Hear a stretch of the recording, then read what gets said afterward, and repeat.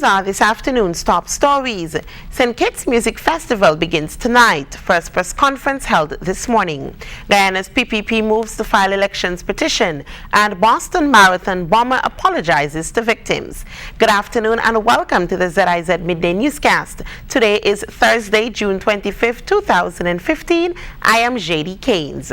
In national news, today, Thursday, marks the start of the St. Kitts Music Festival, and the organizers are confident that the first concert will be a success. This morning, ZIZ Radio and ZIZ Online provided live coverage of a press conference that was planned by the festival's organizing committee. The country's tourism minister, the Honorable Lindsay Grant, delivered remarks. He expressed pride in being associated with the festival and said this year's staging will be an experience like no other. It is of little wonder that the St. Kitts Music Festival has earned the reputation of being the most diversified musical festival and show in the Caribbean.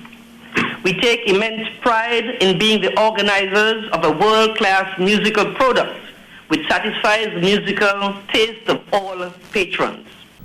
Tonight's show, which is scheduled to begin at 8 at the Warner Park Football Stadium, will feature performances by Nevis's The Odyssey Band, T-Vice, Tono Rosario, St. Kitts' Mr. Bagnall and the Small Axe Band, Roy Cape All-Stars, Kerwin Dubois, Benjai, Patrice Roberts, Blacks, and Ricardo Drew. Minister Grant said the impressive lineup demonstrates the festival's diversity and range. Indeed, with headliners such as Jason Derulo, Tresongs and Ciara, the 2015 edition of the festival will be an experience like no other. But to me tonight will be an exceptionally fun event. In the past we have labeled Thursday night performances as a jump-up night, but tonight I think it will be the Caribbean party night. And we Kittitians and Divisions have to come out and to represent tonight as Odyssey Band, Small Axe Band and Mr. Bagnall will turn up the place tonight. This morning's Music Festival press conference will air in its entirety on ZIZ Television Channel 5 later today. In more Music Festival news, as a sponsor for the 19th Annual St. Kitts Music Festival, ZIZ Broadcasting Corporation continues to promote this year's artists.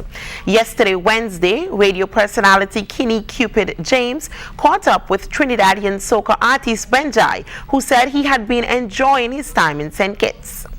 Well, Benjai swanky, you know. I'm enjoying the view right now from the hotel in St. Kitts. It's a pleasure to be here once more. Last time I was here I was one of the vocalists with HD, Marshall's band, and before that I am with the Asylum band, Bungie. So this trip right now is a swanky trip, you know. It's a pleasure to be here, being here right now with the soca comrades like Black and Patrice Roberts and Ricardo Drew and all of us. You know, we can't wait until tomorrow. You know, we want to enjoy the whole performance. We want to enjoy the scenery. But we come to really share. We swank. The St. Kitts and Nevis Patriots team got off to a shaky start last evening when it lost the first match against the St. Lucia Zouks. 2 early wickets, each for Fidel Edwards and Shannon Gabriel, reduced the Patriots to 21 for 4 inside the power play. But it was Captain Marlon Samuels' leadership that got the team to 149 for 6. The Zouks won by 7 wickets. The Zouks' Shannon Gabriel was judged man of the match. The St. Kitts and Nevis Patriots will take on the Barbados Tridents on Saturday at the Kensington Oval. Regionally, Guyana's People's Progressive Party, PPP, is expected to file its elections petition by the end of the week. The party has challenged the results of the May 11th poll, saying it was cheated out of office in a conspiracy led by the Elections Commission. The PPP party agent Ganga Prasad, who coordinated the electoral machinery of the party for the May 11th regional and general elections, made the application to the High Court for the filing of the petition. The PPP is contending that the elections were unlawfully conducted and that the results were affected or might have been affected by what it calls unlawful acts or omissions. Among the charges the party makes is that valid votes were rejected. Statements of some polls contain arithmetic errors and that there was multiple voting. The party further claims that huge mobs gathered at several polling stations and other strategic places in Region 4, and this prevented elections officials and others from carrying out their duties and functions properly.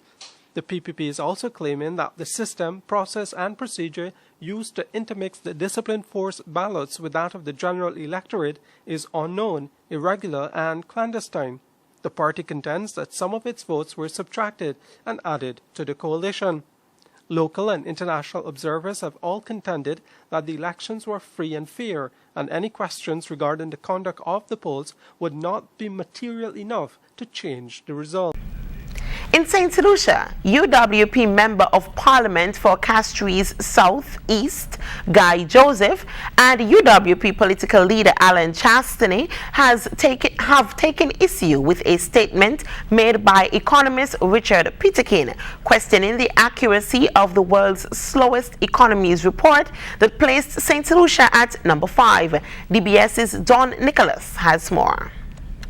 According to economist Richard Peterkin, the information contained in the American website Business Insider did prove to be inaccurate, as the data provided by the World Bank dated back to the year 2012. But Mr. Joseph says he does not have much regard for Mr. Peterkin's statement. He is of the belief that Mr. Peterkin is speaking from a political standpoint rather than a professional one.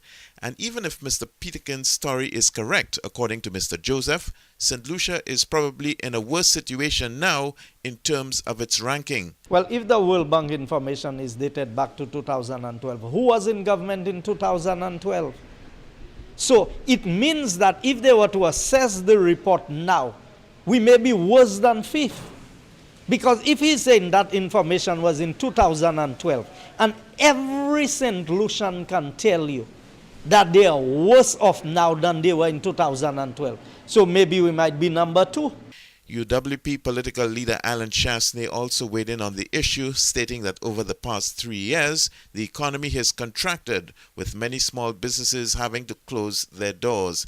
Chastney is convinced that the world's slowest economies report, which places St. Lucia at number 5, is not far-fetched. And I think that they have every reason to question it. But I have to say to you that at the same time, that when you look at what's St. Lucia's performance, the fact is our economy has contracted for the last 3 years. I don't know of any other Caribbean country or many world countries that have seen that level of contraction over the last 3 years. When you look at the level of the increase in unemployment as a percentage, almost 1 out of every 2 young people in this country are unemployed. The St. Lucia government has promised to undertake measures to stimulate foreign investment in an effort to revive the economy. For the DBS News World, I am Don Nicholas. Internationally, Boston Marathon bomber Dzhokhar Zarnev has broken his silence and apologized to his victims. He has now been formally sentenced to death over the 2013 attack that killed 3 people and injured 264 others. Al Jazeera's Erica Pizzi reports. For the first time since police named him as one of the people responsible for the Boston Marathon bombings 2 years ago, Dzhokhar Tsarnaev spoke publicly, saying to the court, "I am sorry for the lives that I've taken." And to the survivors and victims' families, he said, "I pray for your relief, for your healing, for your well-being, and for your strength."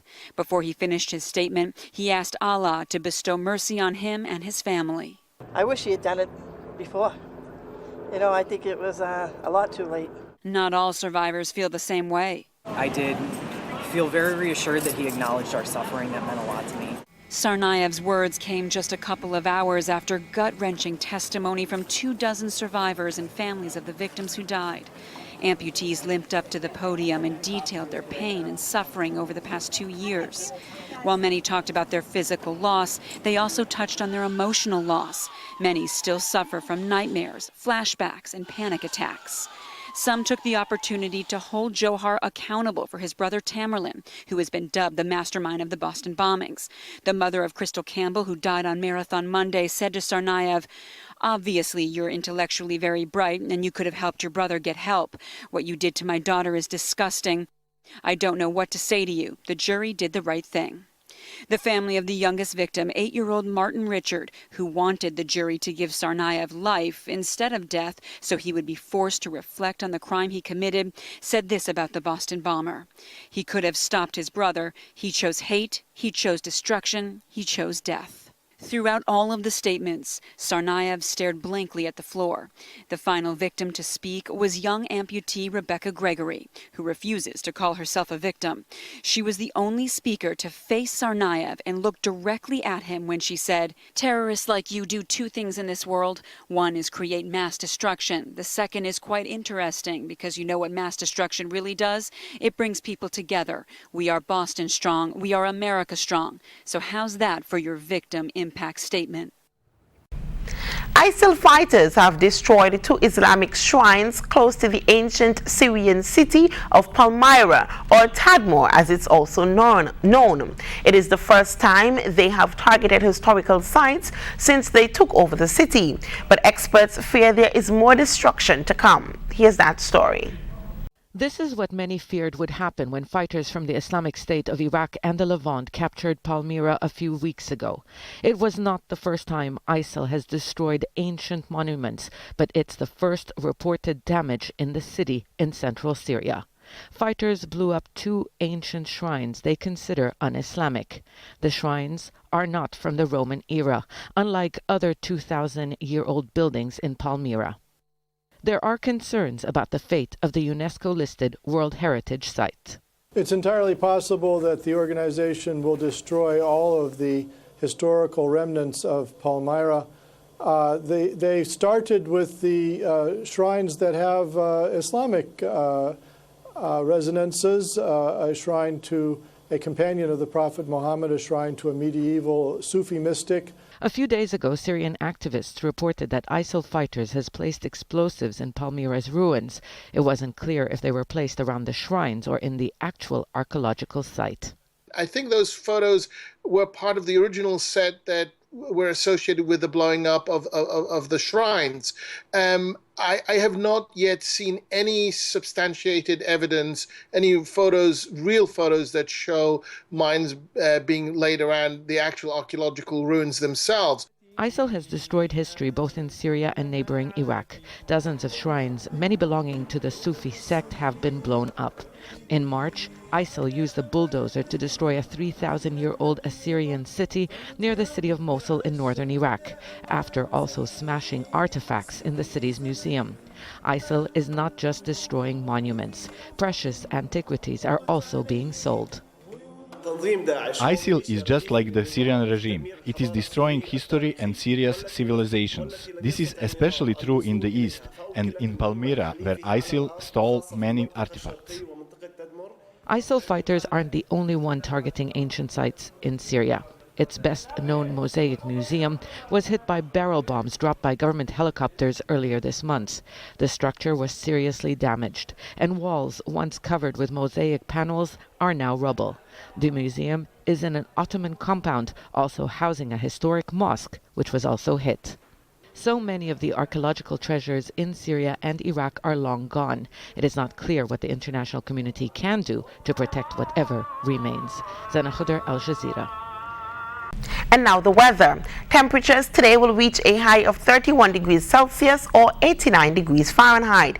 Winds are east to east-southeast at 14 to 21 miles per hour on land, reaching 23 miles per hour over open waters. Seas are moderate to locally rough, with waves reaching 1.8 meters or 6 feet. Small craft operators should exercise caution against marginally safe seas.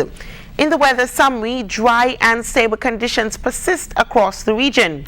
Skies tonight will be mostly fair and hazy with low chance of isolated brief showers. Tomorrow, conditions will be sunny to partly sunny and hazy with little shower activity. Sunset for today is at 6:48, while the sunrise for tomorrow will be at 5:39 a.m.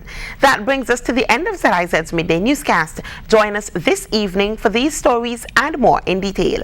I have been your presenter, JD Keynes. Have a great afternoon.